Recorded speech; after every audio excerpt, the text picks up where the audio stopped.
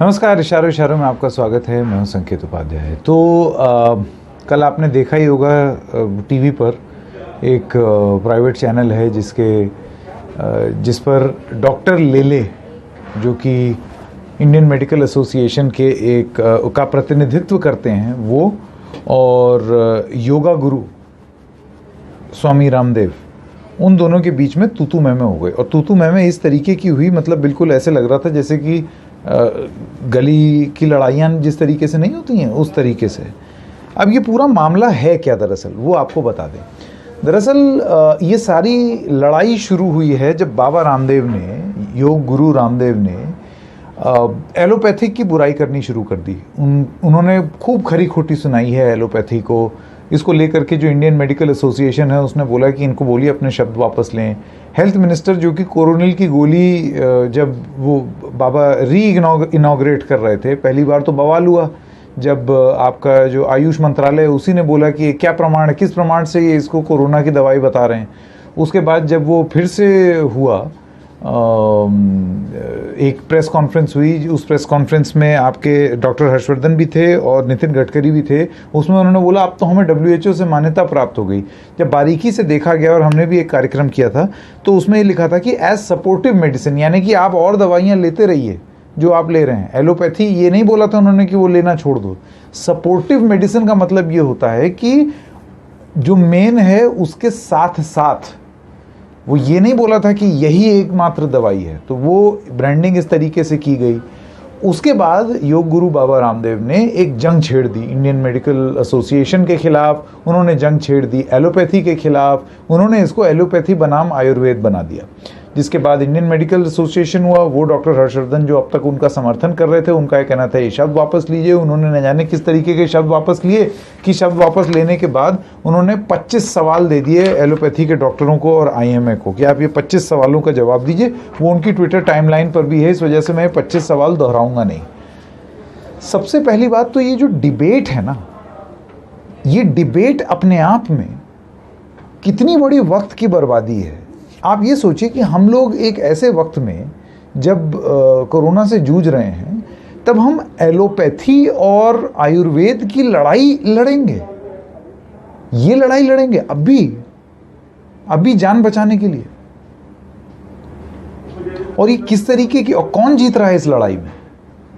दरअसल जब इस तरीके की डिबेट होगी, और ये डिबेट क्यों होगी, ये डिबेट इसलिए होगी क्योंकि बाबा जो हैं वो बहुत बड़ी कंपनी चलाते हैं। बाबा कंपनी चलाते हैं तो बाबा कंपनियों को, यानी कि अलग अलग माध्यमों को, चाहे वो अखबार हो, TV चैनल हो, सबको ऐड देते हैं। वो इस तरीके के डिबेट जो हैं उनको प्रायोजित करते हैं। और इस डिबेट के अंत में चाहे नतीजा कुछ भी है, आपको ये लग रहा होगा कि भाई वो तो डॉक्टर लेले जो हैं उन्होंने तो वाट लगा दी, क्या बोला बाबा रामदेव के खिलाफ, क्या एकदम चुप करा दिया। चुप नहीं कराया। दरअसल any publicity is good publicity Baba Ramdev ji की कंपनी के लिए। तो वो आज हम आपको बताएंगे कि किस तरीके से ये डिबेट हो जाना, ये बाबा रामदेव के हित में जाता है। और वो हित में इसलिए जाता है क्योंकि वो योग गुरु कम और एक बिजनेसमैन की तरह शायद ज़्यादा सोच रहे हैं।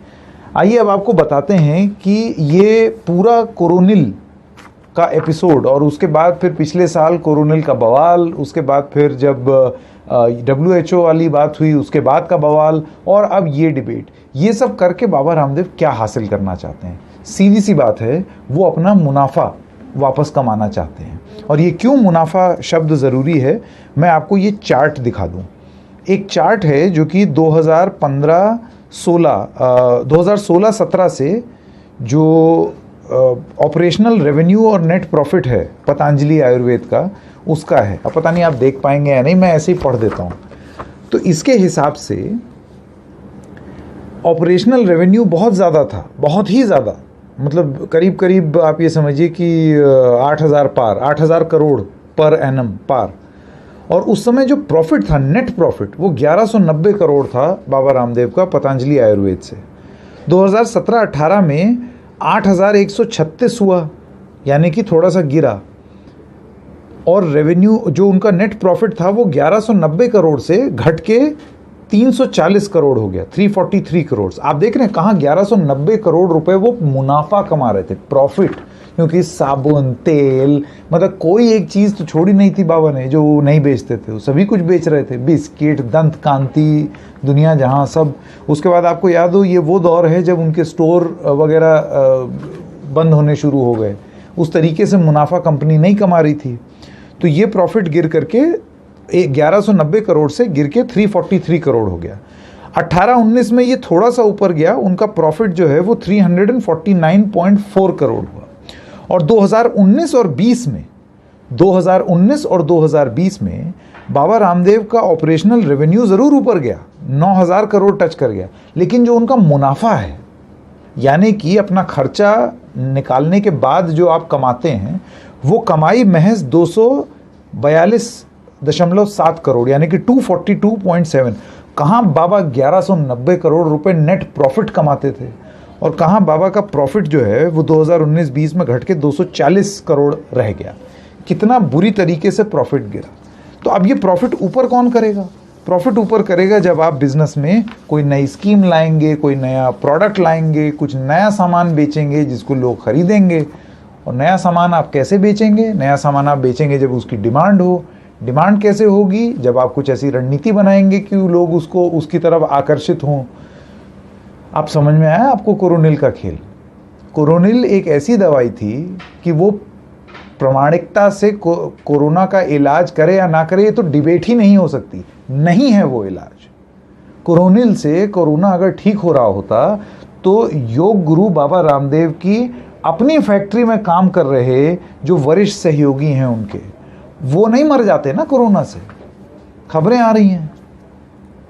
कोरोना का इलाज आयुर्वेद की कोरोनिल दवाई नहीं है और हो नहीं सकता, क्योंकि इसकी अभी कोई दवाई ही नहीं है। और अगर हम इस तरीके का कुछ प्रचार करेंगे तो जाहिर सी बात है देश दुनिया के लोग हंसेंगे, विज्ञान हमारे ऊपर हंसेगा। लेकिन इसका ये मतलब नहीं है कि आप आयुर्वेद को नीचा दिखाएं। आयुर्वेद की अपनी एक भूमिका है, वो एक प्रिवेंटिव मेडिकेशन है, यानी कि आपको स्वस्थ रखने में, आपकी इम्यूनिटी बढ़ाने में, उन सब चीज़ों में हो सकता है वो योगदान दे सके। जब आपको कोरोना हो जाएगा तो उससे निपटने में वो उतना कारगर सिद्ध नहीं होगा। स्टेरॉइड्स देने पड़ रहे हैं लोगों को। आपको लगता है वो कोरोनिल की आयुर्वेद की गोली जो है वो स्टेरॉइड्स का काम कर सकती है? जब लंग्स फेल करेंगे और आपके और ऑर्गन्स फेल करेंगे तो क्या आयुर्वेद की वो दवाई, वो गोली मदद कर सकती है? नहीं कर सकती।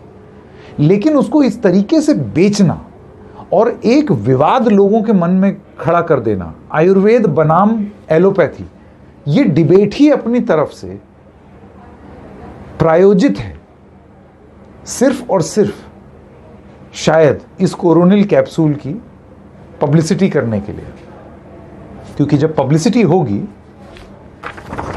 तो जो मुनाफा 1190 करोड़ से घट के 2019-20 में 240 ही करोड़ रह गया है, वो मुनाफा हो सकता है थोड़ा बहुत बढ़ जाए। लेकिन इस मुनाफे के चक्कर में हम विज्ञान का और देश का और देश के लोगों का कितना नुकसान कर रहे हैं। और आस्था जो लोगों के मन में है, जाहिर सी बात है वो बड़े प्रसिद्ध योग गुरु हैं, उनको लोग फॉलो करते हैं। कोई नीचा नहीं दिखा रहा है आयुर्वेद को, मैं तो बिल्कुल नहीं दिखाता। लेकिन इस तरीके से लोगों के मन में एक विवाद खड़ा कर देना कि आयुर्वेद ही बचाएगा, कोरोनिल की गोली नहीं बचाएगी, वो प्राथमिक उपचार नहीं है। WHO ने भी ये बोला है वो सपोर्टिव मेडिसिन है। सपोर्टिव का अगर आप मतलब समझते हो कि इसके साथ साथ, तो ये सब करके इस डिबेट में डॉक्टर लेले जो हैं वो कुछ भी बोल दें और आप लोग ये सोचे कि गजब सुना है ये वो, कोई फर्क नहीं पड़ता बाबा को।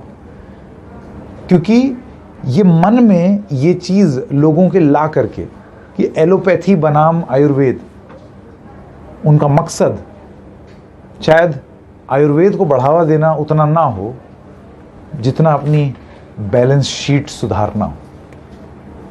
तो आज इशारों में बस इतना ही। किसी और मुद्दे के साथ फिर मिलेंगे, तब तक के लिए नमस्कार।